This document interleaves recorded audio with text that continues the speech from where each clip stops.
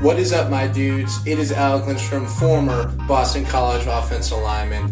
You're listening to Basketball Conference, the ACC football podcast. Go Eagles and go ACC.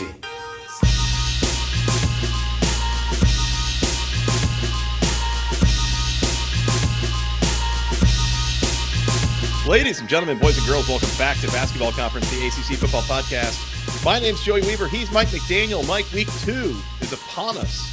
How you doing? You ready to preview another week of games? I am. Good. Glad to hear it. Week 1 in the books, as we told you all before. It was really a solid week for the ACC. This is another week. It's kind of an interesting blend of games, we'll say. We've got 16 games to look at. We've got every ACC team in action. We've got 6 power conference out of conference games, including one involving 2 ACC teams. We will get there. We got 5 FCS matchups. We will get into that. We are live. Well, we would normally be live. We're recording this ahead of time, truthfully, but youtube.com/@the-ACC football podcast. We're on twitch.tv/basketball conference. We're on Spotify, on Apple, anywhere you go find your podcast in audio form. We were there as well. So appreciate the folks joining us today. Mike, before we get into week 2 games, do you want to do a quick Rhoback look back? To be honest with you, not especially. Yeah. Not a week that you're looking to relive too much. No. Let's quickly get into it, though. Anyway, as a reminder, use promo code GOACC20 at checkout for 20% off your first order at Rhoback.com. They've got the game day collection with some super cool polos, including most of the ACC. Most schools would have a few shirts in there that look super great.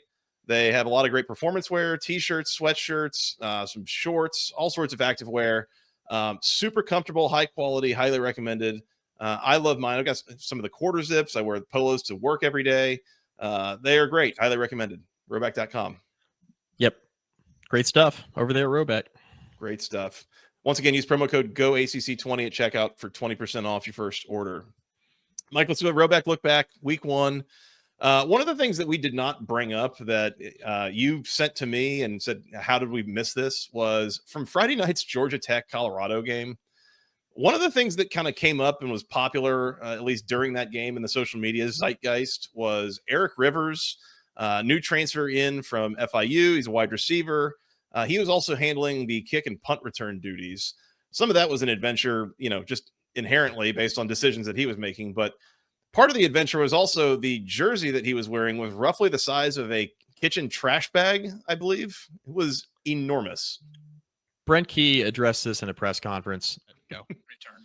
Eric had to switch jerseys. Can you sort of walk us through the process on why he's throwing on a different jersey, how that all happens? I could walk through the jersey. You could open it up and it's 6'4", 280 pounds. I could walk right through it and not touch one side of the thing.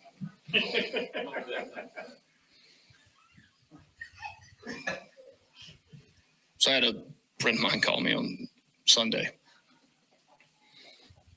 An O-line buddy. First thing he said was something about the jersey. Hung up on him. Is that jersey retired? What was it, number 41? 43? Yeah. You will not see that jersey ever again. Joey, it's safe to say that that Brent Key will rue the day that jersey's ever worn again. If I were him, I would frame it and put it on the wall in his office. Like, it looked like I have a my parents. I played high school football, and I made all state as a kick returner. My parents got my practice jersey framed for me, like my old practice jersey framed, and I still have it as a graduation gift from high school. Just kind of as a memento, as like a congratulatory thing, which is pretty cool. And I still have that jersey. Joey, the jersey for practice is it's like an oversized jersey, right? So a lot of times you end up like rolling it up or, tucking it on. Anybody who's played football understands, you tuck it up under the shoulder pads, something, right? To get it to not be as bulky and the fabric just flying everywhere, much like it happened in this Georgia Tech game. It reminded me of my high school football jersey for practices. I would say. It's not clearly the game uniforms are a lot tighter fitting so that you don't have essentially what happened on that Georgia Tech kick return. Yeah, I mean, genuinely, like that thing was kind of. I don't know how tightly that would have fit on an offensive lineman, much less a 6'1", 190-pound wide receiver or whatever Eric Rivers is. Like he's not a particularly big guy, and that jersey was big for big guys. I will say that I've listened to that like 3 or 4 times now. I genuinely don't know if Brent was like making light of it and joking about it, or if he was genuinely mad about it. Like, because he learned from Saban, he learned from George O'Leary. Like, this is one of those like operational screw ups that I could see him being genuinely mad about. But obviously there was a lot of humor in how that all went down in the press conference. So, all's well that ends well. But certainly if that were a reason that they had like lost a game, I could see somebody getting fired over that. I think he was mad, but then obviously let it go, understood the humor in it when you win the game like you did, right? And you're able to look back on and be like, man, that was ridiculous. Let's not ever do that again. Yeah. As I said, all's well that ends well. Anything else on week 1? I believe we missed on Clemson. Antonio Williams went out of that game. One of their top receivers left the game early against LSU. I have not seen any updates on him. Have you seen anything, Mike, on, is he questionable? Is he out? Kind of what are we looking at this week? I haven't seen, and I'm going to, that's a good point and something I meant to look up. And let's see if we have an update. Man, not looking good. Dabo said, we're sitting here recording this on Thursday. Dabo said on Wednesday afternoon that Antonio Williams has practiced this week, quote, just a little. So, okay, well, it doesn't sound too promising. They're also they're playing Troy this weekend. They're almost a 5-touchdown favorite. I would be surprised if he plays, if he's pretty banged up still. I was going to say, the fact that he's practicing at all is all I need to know. Like, he'll be back shortly at some point, I would imagine. But, time will tell. Right. Anything else from week 1, Mike? I don't want to talk about the next part. Trying to move on. Well, before we can, last thing as we look at week 1, we got to recap last week's locks, Mike, which was not the prettiest scene. I will say you were correct. Clemson, LSU under 57.5. That was easily, never really in doubt. Easily. I cruised to that one. Yeah. Yep. You also had Alabama minus 13.5 against Florida State. Survey says gross. Yeah, not even close. And then you and I both had Notre Dame minus 2.5 against Miami on Sunday night. Yeah. Survey says we were still in that one late, but it never really felt like the right side. That's right. So, and then finally, I had Virginia minus 12.5 against Coastal Carolina, where Scott, the producer's pick of the week, had Coastal Carolina plus the 12.5. That was never in doubt on my end. So to producer Scott, not with us right now, but we'll certainly listen to this later, and I look forward to him hearing this. Hey, Scott. Overall, Mike, you're 1-2 on locks. I'm 1-1. Producer's pick of the week is 0-1 so far this year, but there's a lot of time left, Mike. No spoilers, but Scott might be going back to the well a little bit on producer's pick of the week. So. We'll get there here very shortly. Let's move on, Mike. As we said, we've got 16 games. We've got to preview a bunch of FCS games that'll go really fast at the end, but let's get into this quickly. We have our first, it's not really the first weeknight action. We had plenty of Thursday and Friday games last week, but with a regular week, we have our first proper weeknight game this week, 7:00 on ESPN. The Louisville Cardinals at home hosting the James Madison Dukes. Louisville, a 12.5-point home favorite, totals 55.5. I saw this spread earlier in the week at like 15 or 15.5. I think this line has moved down a few points. I was definitely more interested in James Madison at 15, like outside of 2 touchdowns. Yeah. I'm a little spooked by the movement, but I definitely think, Louisville should be a team that's able to handle this game at home, even against a very worthy G5 opponent. I was listening to Josh Pate's college football show, and he recorded Tuesday night, and he handed out James Madison, but that number was 14.5. he was getting there. So yes, it has come down a couple points. Like you mentioned, I would have been much more interested in James Madison just outside 2 touchdowns than I am at 12.5. 12.5. My lean here is Louisville. Yeah. Just because of the team they have, and James Madison is well coached under Chesney. It's not that. It's just that Louisville's team that they have coming back this year, right, and how they looked week 1. And I am interested to see how Miller Moss plays here. Hard to glean too much from a week 1 performance when you win by 1 million, but this will be a step up, relatively speaking, in competition from week 1 to week 2. So interested to see how he plays. But Louisville is the better team here. They are at home, and I do think that they'll win this game pretty comfortably. I don't know if it'll be by 2 full scores, but I think it's enough to barely cover the spread here. I am not interested in betting this game at all, not with the Louisville spread, not with the total. This is a pass for me, but I think Louisville wins. Yeah, these are 2 teams that played a couple of opponents last week where they were just like completely outmatched. And so it's hard to learn anything about them. Both of them won by large margins. So this is a good first test really for both of them. James Madison, the team, as you mentioned, Bob Chesney there, he of Holy Cross fame from a couple of years ago, you'll remember. Really good coach. They had a pretty good first year under him. James Madison team with some outside playoff hopes, I think, of being that G5 rep. Yeah. And so that's where this is a little bit of a Super Bowl situation for them. And I would be a little bit nervous, that they're going to come out and play with their hair on fire in this situation. Like you said, I mean, Miller Moss gets a step up in competition here, and we'll see kind of what that Louisville offense ends up looking like. I think I'm going to take the points with James Madison. I'm going to say James Madison, give me the 12.5. I do think Louisville wins by 7-10.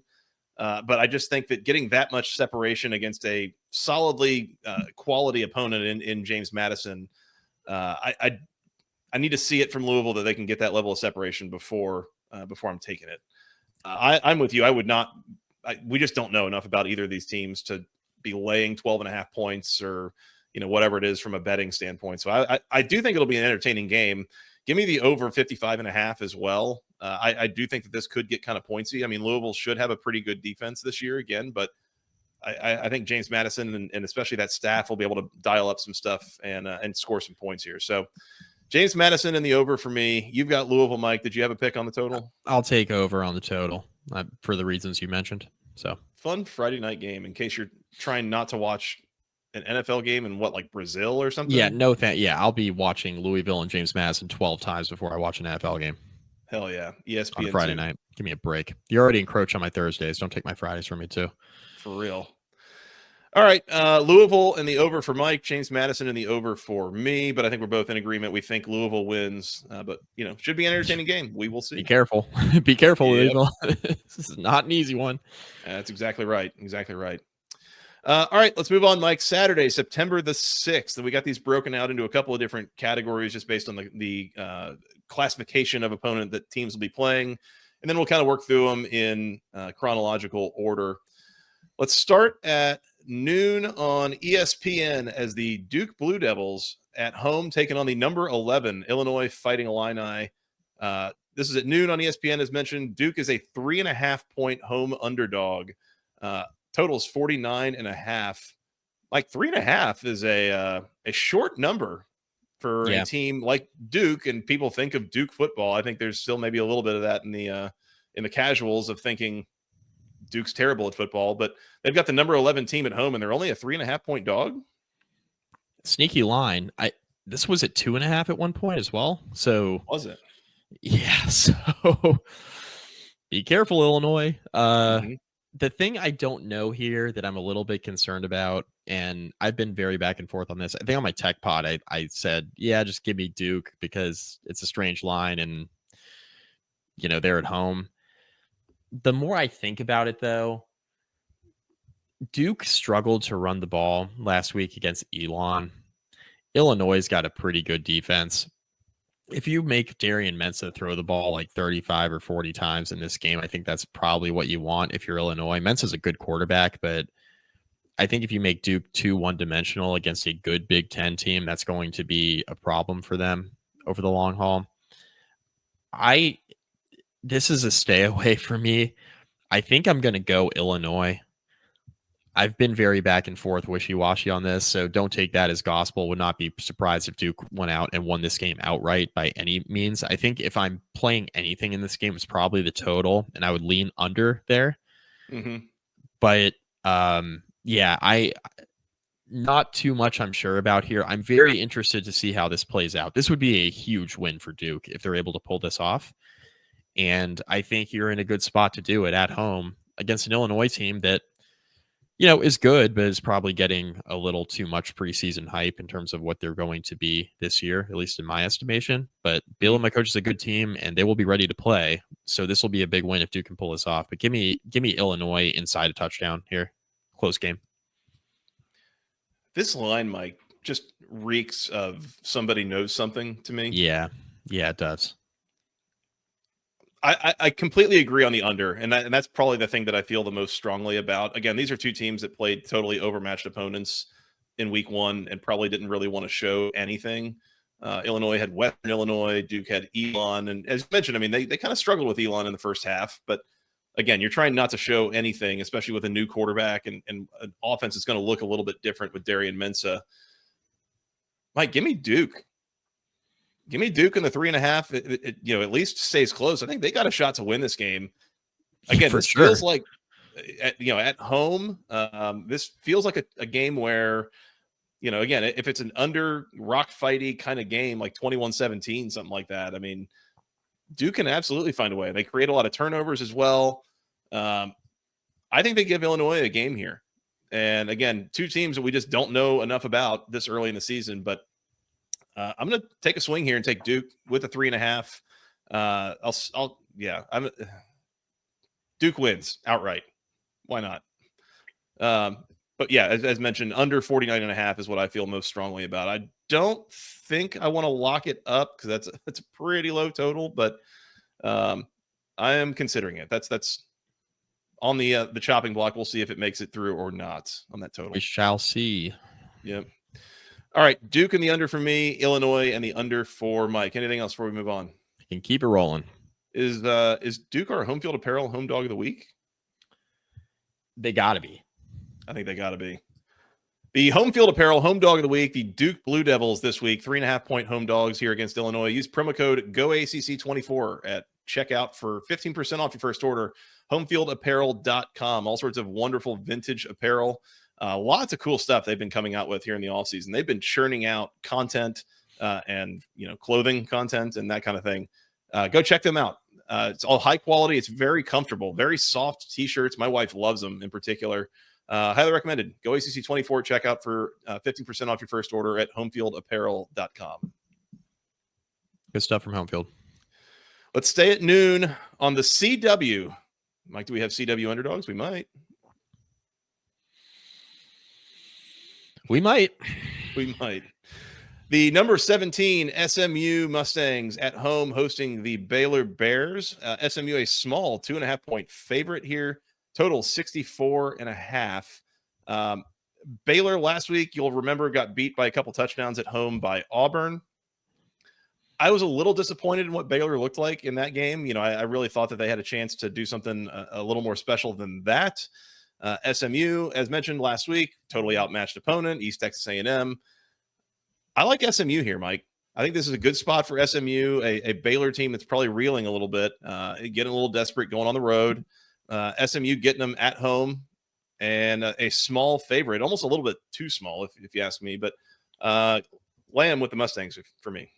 Joining you, Lamb, SMU minus 2.5. I was disappointed with Baylor as well. Defensively, they look pretty atrocious. Now, I think time will tell whether or not that's just a good Auburn team or if that was more Baylor just not resolving their defensive issues with their defensively minded head coach. That was a little bit alarming, especially in the second half against Auburn. Yep. SMU, to your point, we don't know a lot about them. East Texas A&M last week, they look pretty good. I think the one thing we do know is Kevin Jennings is going to play probably pretty well. He's really just had one aberration in his career where he's played awful, and that was obviously in the playoff against Penn State. Otherwise, he's been pretty reliable his entire career. You know what you're going to get out of Kevin Jennings, and you know what you're going to get out of this SMU offense as a result. Rhett Lashley, coaches his quarterbacks well. They are very consistent in what they do. And I think there's more certainty on the SMU side than the Baylor side. Plus, you're getting this game at home. So, yeah, give me SMU, lay them. I like the Ponies by like a touchdown here. I think they win this one and cover. And I'm not locking it up because it was only 1 week for Baylor, right? So they can come out and look like a totally different team. Maybe Auburn's just really good. So I'm a little hesitant to lock this one up. But I do think, to your point, SMU being favored by like 4 or 5 points would not have surprised me here. So the fact you're getting them as a short favorite, I would lean into that pick a little bit. And if you want to bet it. But it's a stay away from me. But I do think SMU wins. Yeah. Probably over, by the way, on the total. Probably over. Yeah, I agree with that. I think this gets a little bit pointsy. SMU probably just going to play a lot of pointsy games this year, if I had to guess. That's a team that's going to try to play fast on offense, and they are going to try to create some turnovers on defense, but on other drives, they will give up some points as well. Implied score here is like 33.5 to 31, which I think we can get into the 30s pretty comfortably for sure. So SMU and the over for both of us here, and a good spot for the Ponies. Yep. Let's stay at noon on ESPN2. We have a premier out-of-conference matchup. Mike, excited to see how the ACC does in this one. It is the Virginia Cavaliers on the road in Raleigh taking on the NC State Wolfpack. NC State, a 2.5-point home favorite. Totals 53.5. This is one of those where I guess scheduling requirements and with some of these conferences that we've all built, where once again we've got don't group us in that mix. Don't group us there. We didn't build this up. Not my fault. Yeah, I didn't do that. Don't pin this on us. We once again have Tobacco Road teams playing other ACC teams for non-conference action. So sure. How did anybody pick who the favorite was here, Mike? Why is NC State favored in this spot? Just because they're at home, I guess?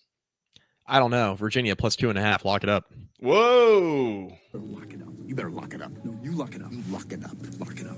Lock it up. Please. Hello. Really good against Coastal. Coastal might be real bad, but I was pretty impressed with what Virginia put out on the field. I was not impressed by NC State's second half against East Carolina, where NC State, by the way, looked like the better team throughout and could not pull away from East Carolina. I think it's just okay. That concerned me a little bit. CJ Bailey, I think, is the best quarterback in this game. I think. Although Chandler Morris is not bad. And Virginia's got some good pass catchers around him, clearly, from what we saw last week. I think Virginia's offense is going to be better this year. I just think they made NC State a favorite because they're sitting at home. You know, like it's a home team, and you got to make somebody the favorite in most cases, and that's where the chip fell. I think Virginia wins this game, Joey.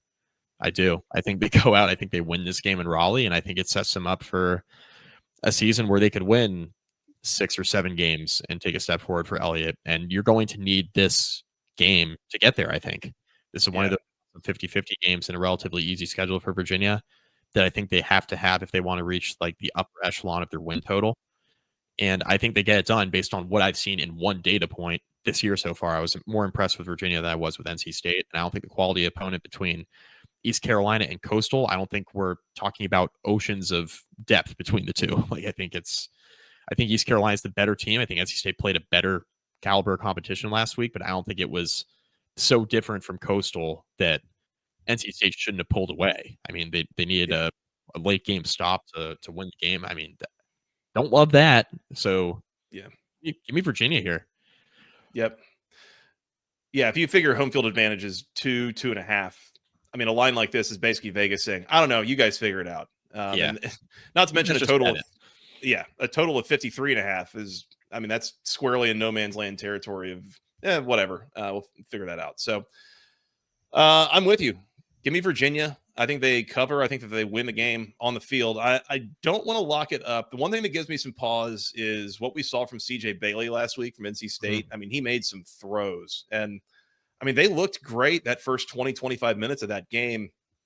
I wonder if they're able to figure out kind of what changed in the second half, why they kind of started to stall out on offense. But as you mentioned, I mean, you get up 17-0, you don't really want to be sweating it at the end, needing your defense to make a stop. Like, you should kind of be able to protect the lead and keep it rolling from there. So We'll see. I like Virginia here. Did you have a pick on the total? Under. I think this is an under game. I think that's I could see Virginia winning a higher scoring one, but if you get CJ Bailey in a shootout, I probably like CJ Bailey a little more than Chandler Morris.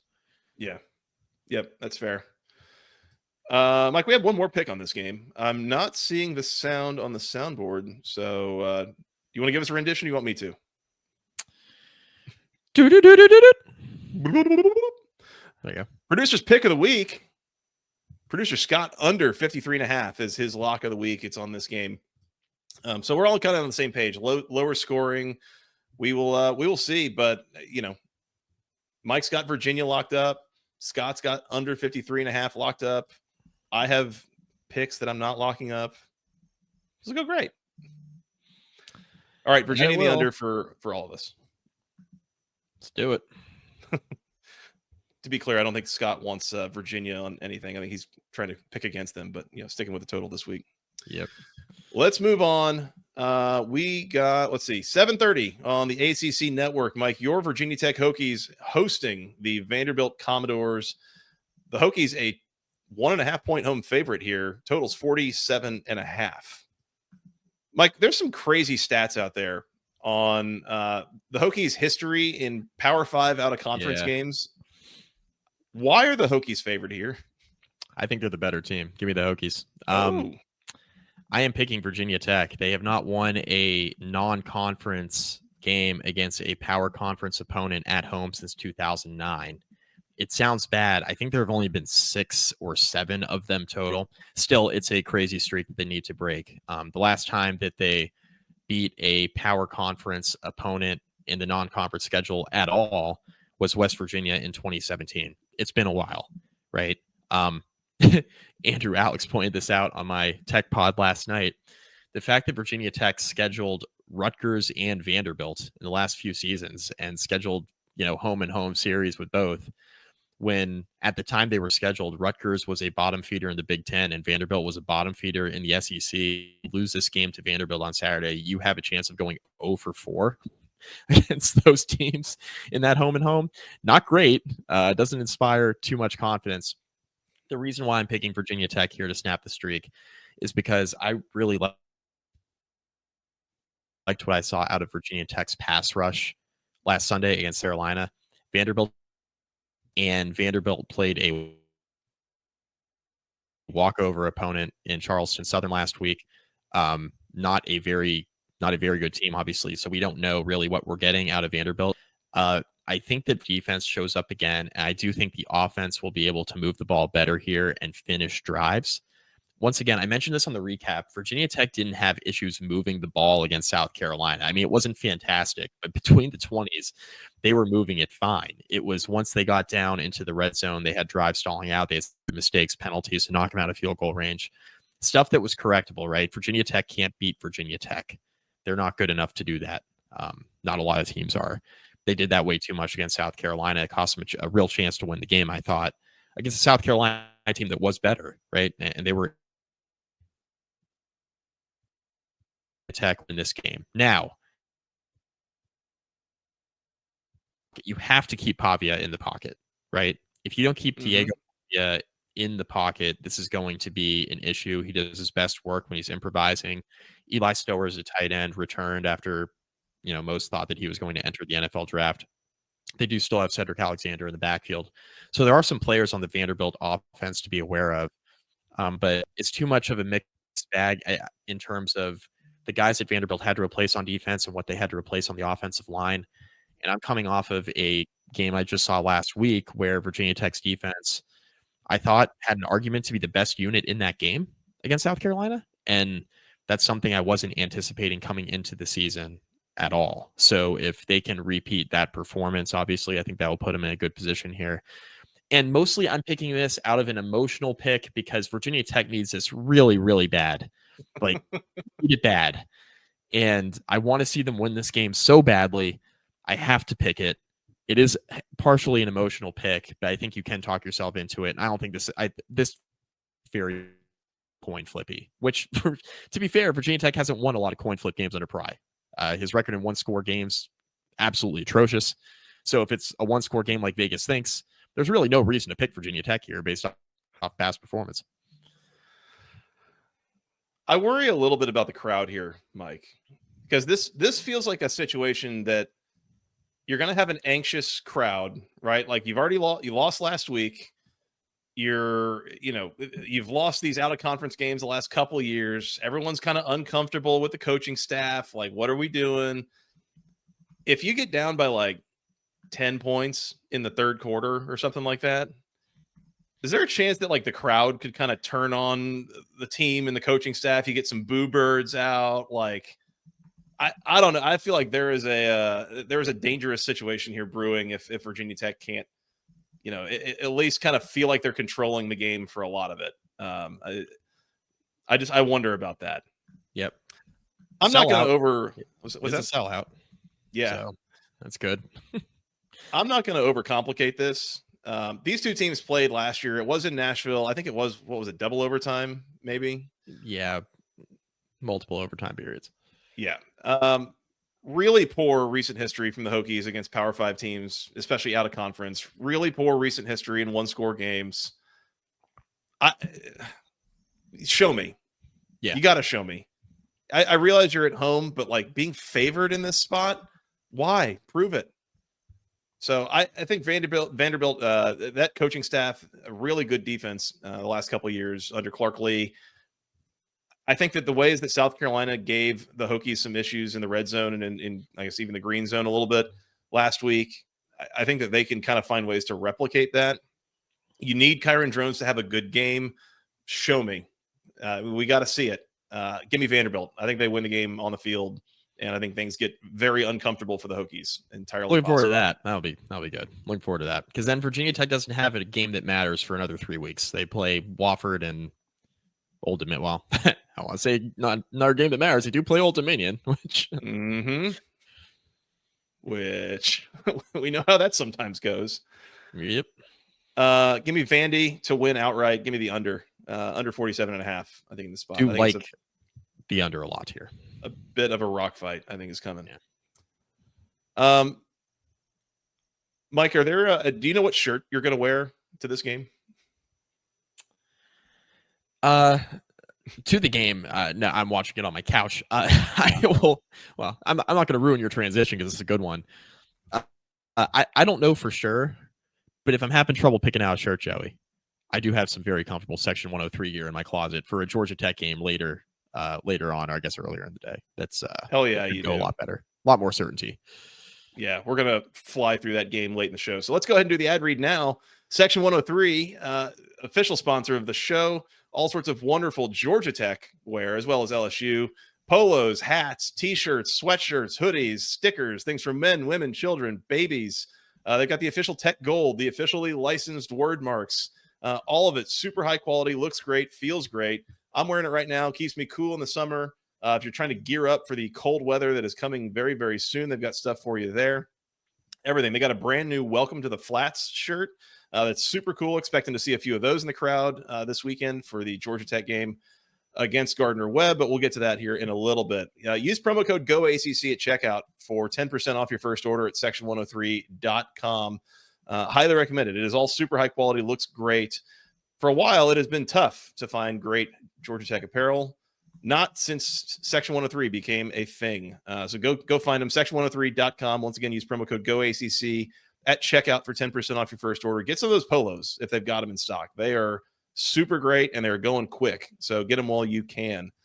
Thanks to Steven. Shout out to Steven and the gang for their support of this the Basketball Conference podcast once again, Mike. Yep. Shout out to Steven. Absolutely.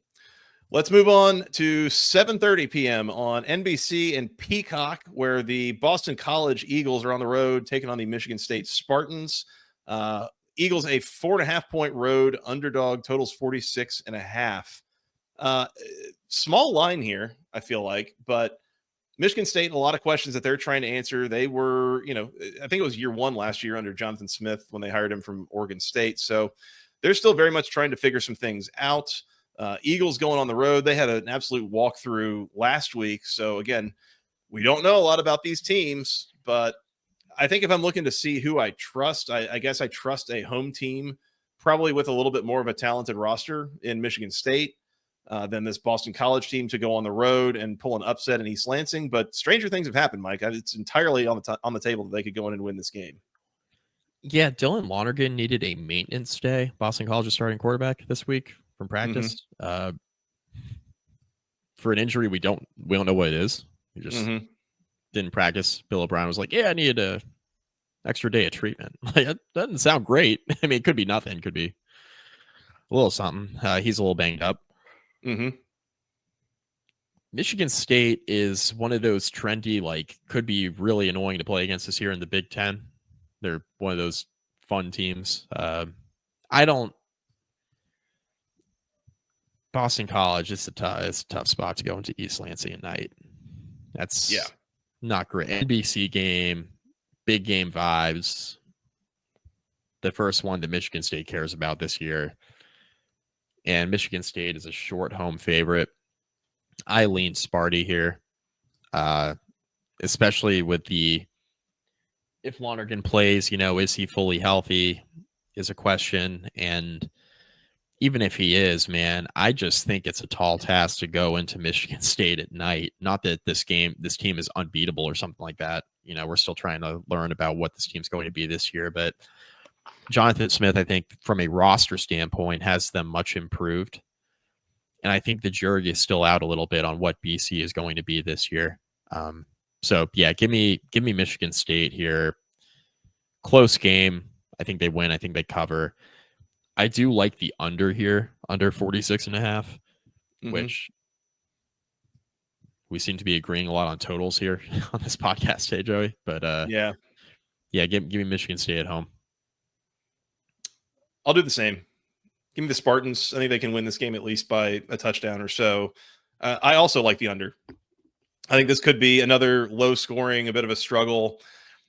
Unders were very profitable last week in college football, and it seems like there's a lot of defenses that are figuring out how to defend this kind of whatever offense is these days in college football. I don't think that either of these teams is going to run anything all that unusual or notably difficult to defend from a schematic standpoint, at least. So give me Michigan State here to win and cover. This could be like a 27-17, something like that. I don't think this gets high scoring. I think this is relatively conservative, and both of these teams are kind of playing a field position game for a lot of it. Should be a good game though. Should be fun. It's kind of a fun out of conference game that we don't get to see a whole ton of. Did these teams play last year in college in Chestnut Hill? They did, I believe. I feel like they did. Yeah. And I think Michigan State won that game. Is that right? Give me one moment. Let me look. Boston College won that game 23-19. Okay. I feel like there might have been like a score with 30 seconds left or something that got them that win. That was a Thomas Castellanos game. How about that? Boston College scores with about a minute and a half left to take the lead and win the game. So how about that? All right. Michigan State and the under for both of us here. Anything else, Mike? Nope. Got one I'm really interested in talking about next. Yeah. Let's go there. 10:15 on ESPN. We got some ACC after dark action. The Stanford Cardinal on the road in Provo taking on the BYU Cougars. Stanford, a 20.5 point road underdog. Total is 46.5. Mike, 20.5 here. Absolutely not enough points. We're laying 20 in a hook with BYU at home. Let's go ahead and lock that up, please. You better lock it up. You better lock it up. No, you lock it up. Lock it up. Lock it up. Lock it up. Please.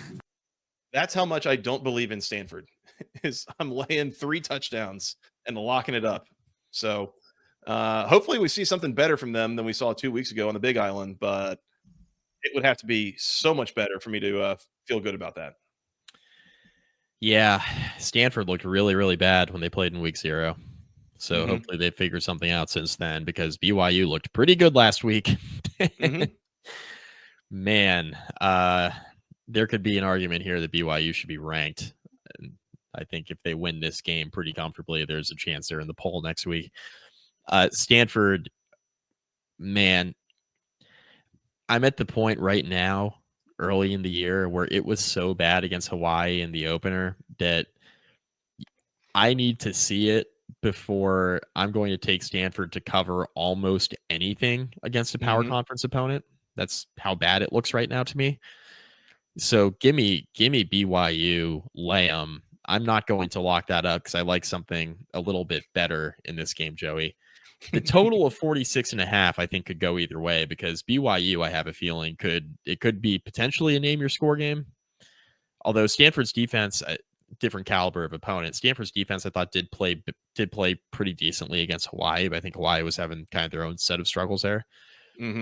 But Joey, if you allow me to take something off of the sheet here, which we don't, I will say we don't usually do team totals on this podcast, but I think out of principle, for at least a little bit, until I see something out of the Stanford offense outside of like pounding the rock into submission and completing like a dink and dunk pass here and there, I think we're just going to start playing team total unders for Stanford. Particularly, I agree with that strategy. Okay, particularly this week. The Stanford team total, Joey, is a whopping 12.5. I don't care. I'm a game. sicko. Against BYU. And you know what, Joey? I know you got some sound for me. I sure do. You better lock it up. You better lock it up. No, you lock it up. You lock it up. Lock it up. Lock it up. Please.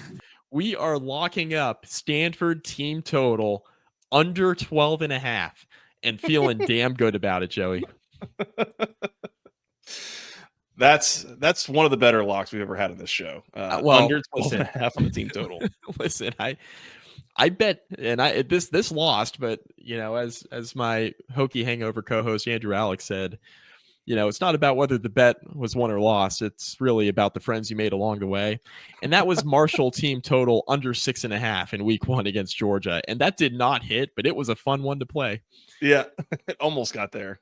It required a fourth quarter touchdown by Marshall with the scrubs in. So that's of course what you're guarding against. But man, Stanford starters looked atrocious on offense, and I really like that under. Yeah. I'm not going to lock that up, but I will say that I agree with the sentiment and I agree with the pick. So yeah, give me Stanford team total under 12.5 as well. I'm going to play the over here. It's a low total, 46.5. Obviously, if I'm on under the team total for Stanford, then it means I think that BYU is going to do most of the scoring, and I do think that they will. Feels like it might be a little bit of a dumb pick. Some of it relies on BYU to keep trying to score and kind of run it up a little bit later in the game if Stanford just can't do anything on offense. And it also is not maybe the smartest with Stanford. As we said, their defense actually looked decent last week, 2 weeks ago. And they ran the ball okay. So you're going to have a running clock kind of situation. But I just think that there's such potential for BYU to generate a defensive touchdown here with the way that Stanford's passing game looked. And like, I think that they can find a way to get this game into the 50s, maybe from a points standpoint. BYU not going to get a lot of help, but any Big 12 team, you figure with postseason aspirations, they're going to try to get as many brownie points as they can early in the year to really boost their resume. So give me the over. And yeah, I'm locking up BYU here. Even without a special teams or defensive touchdown, I mean, could we see BYU covering the point total by a touchdown? Like I could, or I'm sorry, the point spread by a touchdown? I could. Yeah. So how's 38-10 sound? You're home. Entirely possible. Yeah. You're home. So Yep.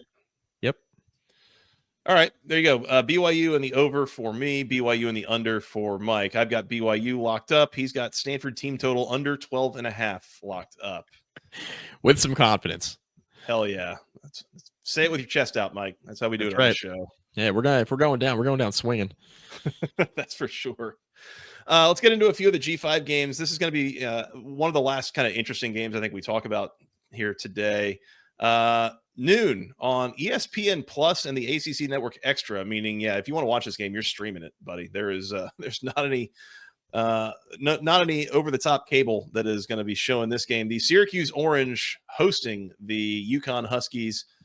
Syracuse, a 6.5 point favorite here. Totals 58.5.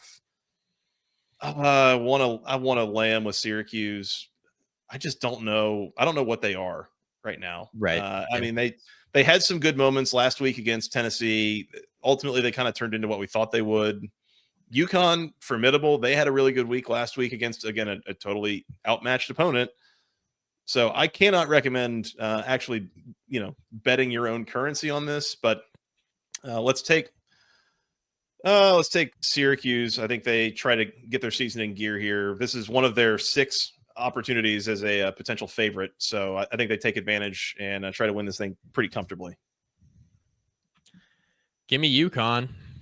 Think Syracuse wins. Like you said, we don't really know a ton about either one of these teams, and I don't know if I'm going to be comfortable betting Syracuse around a touchdown favorite at all this season against FBS opponents. So, yeah, I mean, if you go out and win this game by a couple scores, I'm feeling better about what Syracuse has this year, obviously. So that would probably be pretty encouraging if I'm a fan of the Orange, but don't know what they are yet. And I will say I thought Syracuse, in terms of putting up a fight against Tennessee, that was pretty good last week, So they didn't completely die without a whimper. They really kind of fought back in the second half, tried to make it competitive. But yeah, I don't know. Give me UConn. I got to really see it from Syracuse before I'm willing to lay a touchdown. Yeah, it's fair. It's totally fair. Yeah, I don't know. I can't recommend betting this game one way or the other. I just kind of have no idea what's going to happen. UConn could absolutely win this game outright. Like, sure. And just to be clear, like, that's not a slight on Syracuse. Like, UConn is in a pretty decent place as a program right now. I mean, we saw them give multiple ACC teams problems last year. They're, Jim Moore Jr. has a pretty solid thing going there. He's coaching them well. I thought the hire was insane when they made it, but it's worked out fine. Yeah. Which maybe there's a little bit of a blueprint for North Carolina with the Belichick thing with Mora. Just give him a little time and maybe he can get you serviceable. I don't know. We'll see. Yeah. We just get rid of Belichick and go get Jim Moore Jr. Yeah, I mean, that's an option. Yeah, he's younger. Total's 58.5. If I have to pick anything, it's under, I guess. But again, who the hell knows? I don't know why this total is up near 60. So yeah, most of these totals have again been in that like 51 to 54 range. This one at 58.5 is a little elevated. I know it's really boring. Defense. Well, I know it's really boring for me to continue to pick unders, but like until we know more about a lot of these teams, I think under has to be the play in several of these games. Yep. I tend to agree. All right, Syracuse in the under for me, UConn in the under for Mike. Also at noon, ESPNU, Pittsburgh at home. The Panthers hosting the Central Michigan Chippewas. That's right. Play the Chips, fire up Chips. Pitt, a 21.5 point favorite at home, totals 51.5. Look, Pitt's a huge favorite here. I am kind of tempted to take Central Michigan just out of the pure number here. And we've seen Pitt have problems with directional Michigan schools at home in the past. I don't think I can do it, though. I'm going to land with Pittsburgh. I think they can take care of business and, again, try to really build some momentum as they get into the on-ramp of their schedule here. Central Michigan might be pretty bad. So, yeah. I'm with you. We're landing with Pitt. Absolutely. Total's 51.5. Let's go over that. I will join you on the over, Joey. There we go. Look at that. I'm on the board with an over. I don't think I've picked an over yet today. Where was it? I saw I picked one over. It was the SMU Baylor game. That's the only over I've picked so far outside of this one. So good for me. Oh, there you go. Somebody was it Tom Fernelli or something posted something where somebody had come at him saying, "Oh, playing unders is the most boring gambling content out there." And it's like, yeah, I mean, I'm looking for exciting gambling content, not accurate winners. I just want people to, think that things are fun, I guess. Yeah. Then Bud posted the one about what the record was for the unders in week one for last, it's like 5 years of rolling data. It's like, yep, that's why I bet all unders last week, and mixed results, but point stands. I mean, last week unders were like 63% winners in games or something like that. Yeah. And I somehow went about 500 or whatever. Yeah. All right, Pitt and the over for us on ESPNU at noon. 3:30 on the ACC network. The number 8 Clemson Tigers at home taking on the Troy Trojans. Clemson, a 33.5 point home favorite here. Totals 51.5. 33.5. In good faith, Mike, I cannot lay 33 and a hook against a decent opponent. chance there could be a hangover here for Clemson. Give me Troy. I will take 33.5 and trust them to make this somewhat respectable. That makes one of us. Give me Clemson. Get right game. This is the type of opponent that Clemson covered against last year. I'm going to go off of more recent data than what we've seen over the last 5 years, which was really like second half of last season. Clemson got into games against opponents like this, and they were covering a lot. So give me Clemson here. Troy doesn't have the dudes. We could have some. You mentioned defensive scores a couple minutes ago. We could have some defensive scores in this one. I really worry about Troy up front. This could be, as Josh Pate would say, a splattering. This could be pretty bad. Yeah, that's true. It's very true. And historically, Dabo hasn't really been all about running up the score in these kinds of games, but more recently, this is also one of those. Give me Clemson. Sorry. I just realized that this is one of those games where Dabo probably knows what the spread is, and his boosters have probably told him what the spread is. Yeah. And want to send the boosters home happy. So if you have a way of getting a couple extra bucks in the boosters' pockets in a game like this, you probably try to do it. So give me Clemson. Give me the under to 51.5. Yeah, I'm on the under too. I haven't. This is pretty sick. But like, what's the team total on Troy? You know? Yeah. I wouldn't trust Troy to score more than like 10 points in this game. I was gonna say if you get something around like 10.5, 11 on Troy, I'd consider taking team total under. Yeah. I don't really want to do the implied score math on 51.5 and 33.5. So we'll pass on that. All right. Yeah. Clemson and the under for the both of us. You good here, Mike? Good. Keep it moving. We got so many games to talk about. Okay, last one of the G5 games. 7 o'clock, ESPN Plus. We got Bill Belichick's North Carolina Tar Heels and whatever they are after what we saw on Monday night. They're a 13.5-point favorite on the road, taking on the Charlotte 49ers. Totals 49.5. First of all, if you think that you know what North Carolina is after Monday night or what's going to happen here, props to you and good luck, because I could see almost anything. I mean, Charlotte is like bottom of the barrel FBS level team. Like they might so be ass. They're so bad. Really bad. Yeah. But I don't know. TCU might be really good. So if you have a sense of what's going to happen here, I think maybe on the same principle as the Clemson pick, give me North Carolina to lay them, because Belichick needs to give the fans a little something to run with after last week's performance. So yeah, let's lay them and say that Carolina wins this game by like 17 points or something. Fun fact for you, Joey, and more so for the rest of your listeners: Charlotte's starting quarterback, former North Carolina quarterback Connor Harrell. Oh, hell yeah! So he wasn't very good at Carolina. Give me the Tar Heels. This feels like a get right game. Yeah. And like I mentioned, I'm with you. I agree. If you're pretending to think you know what Carolina is based off of that TCU performance, good luck. You know, much like the Baylor game we talked about earlier, it could be because Auburn's really good. You know, could be because TCU is really good. You know, maybe that's why they looked as bad as they did. But the game got away from Carolina a bit with the defensive scores, right? Like I mentioned on the recap, play that game 10 times. You know, I think Carolina's losing most of them, but 8 out of 10 are probably not going to get that kind of separation, right? TCU. Yep. So give me Carolina here. I think they play a lot better.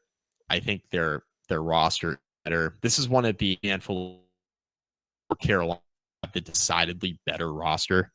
It's not going to happen a ton. I think that's probably the case here. My favorite play in this game is under 49.5.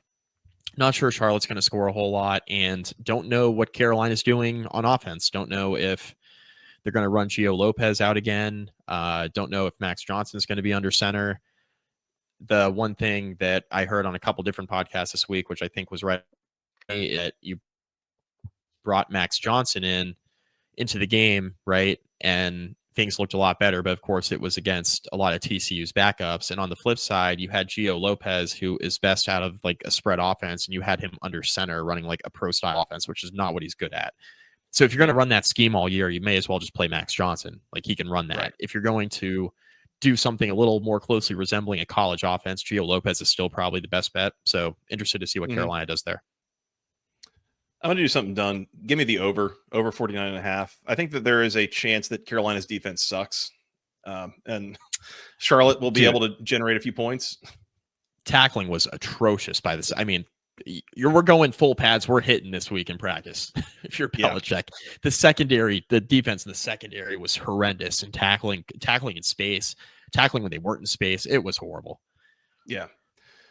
Got to imagine Belichick's pretty happy to not be dealing with the NFLPA on practice rules anymore. So I'd say, yeah, that's going to be a fun week of practice, I'd imagine, for the Tar Heels. Yep. All right, Carolina for both of us. I've got the over. You've got the under, Mike. Anything else before we move on to these last few FCS games? Let's cruise through them. Let's do it. We got 5 of them. Noon on the ACC network. The number 14 Florida State Seminoles hosting the East Texas A&M Eastern Aggies, I guess. What was it? The Lions. The Lions. Go Lions. There you go. Would really, really hope that after beating Alabama last week, Florida State has this under control. I think that they will. East Texas A&M has a chance to do the funniest thing ever. Completely true. 2 o'clock, ESPN Florida Plus. State by a bunch, by the way, like 50-6 or something. Yeah. Yeah. You hope that there's not a hangover there, but it should be fine. Yeah. 2 o'clock, ESPN Plus and the ACC Network Extra. Wake Forest hosting the Western Carolina Catamounts, I believe. That's right. Wake coming off a very narrow win against Kennesaw. Who did Western Carolina play last week? I think we saw. Did they play another ACC team last week? No, they played Gardner-Webb. That's what it was, and they're going to go play Georgia Tech this week. Here, we'll get that in just a second. Western Carolina put up 45 points last week against another football team with warm-breathing football players. So careful, Wake Forest. Warm-breathing football players. That's correct. They were alive, barely. Yeah. Wake, don't screw this up, please.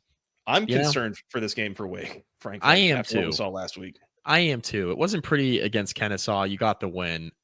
You are going to win this game this week, I think. Be careful. This could very reasonably get squirrely for Wake. So keep an eye on that, and hopefully the Deeks take care of business. And we got our first win of the Jake Dickert era. We will see. Second win, but yes. Oh, true. Yeah, sorry. Second win, because they did win. It didn't feel like a win, but they won. Last week against Kennesaw. Yeah, may as well have felt like a loss. Yeah. 3:30 ESPN Plus and the ACC Network Extra. Georgia Tech hosting the Gardner-Webb Bulldogs. I am not really concerned here.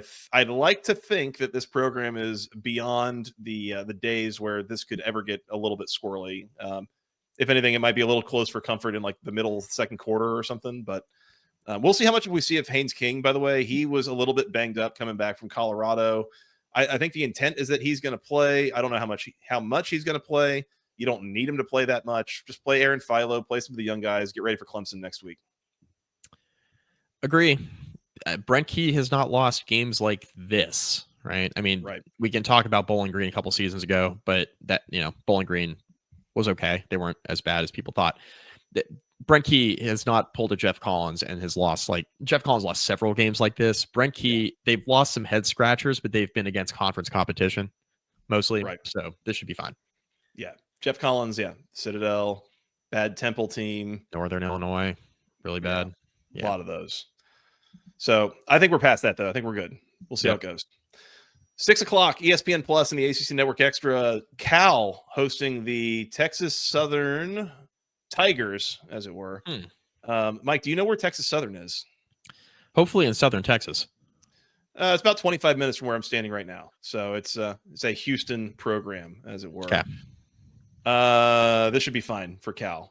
Especially, after what they looked like last week, Cal should be maybe in better shape than we thought they were coming into the year. I may put this on briefly. It's a sicko thing to do. I might put it on briefly just to watch Sagapala Tele. How'd I do there? 8 out of 10 still? 6 out of 10. I think there was something there. I don't know. Okay, that's fine. I just want to watch him to judge this anyways. East German judge. I just want to watch him spin it. Yeah, that would be a show to watch. He's pretty fun to watch, throw the football around. So if you want to tune in, that's a good one to tune into. All right, last one. Number 5, Miami hosting Bethune-Cookman, the Cooks, I presume. No, they're the Wildcats. That was close. 7 o'clock, ESPN Plus and the ACC Network Extra. This is traditionally a game where Miami is going to score about 1,000 points, and they do not mess around in these in-state and especially in-town FCS games. So, not really concerned whatsoever about Miami in this spot. One moment. There you go. Mike's family was off at the park, and sounds like the dog has found out that the family is back home. 63-6, Miami here. Yeah, I think that's about right. At some point, they'll call off the dogs. Yeah, should be fine. If only you would call off the dogs once in a while, Mike. No, I'm just kidding. Anyways. God. I closed the door earlier because I knew something like that would happen, right? I told you that before we hit record. What do you know? Yeah, it's all good. We knew it was going to happen. It's fine. We did. Mike, that's all I got on games to preview. Anything else before we recap our locks? Let's review them. Let's review. You have Virginia plus the 2.5 in Raleigh taking on the NC State Wolfpack. Scott has under 53.5 in that game as well. I've got BYU minus 20.5 against Stanford at home. You've got the Stanford team total under 12.5 in that game as well.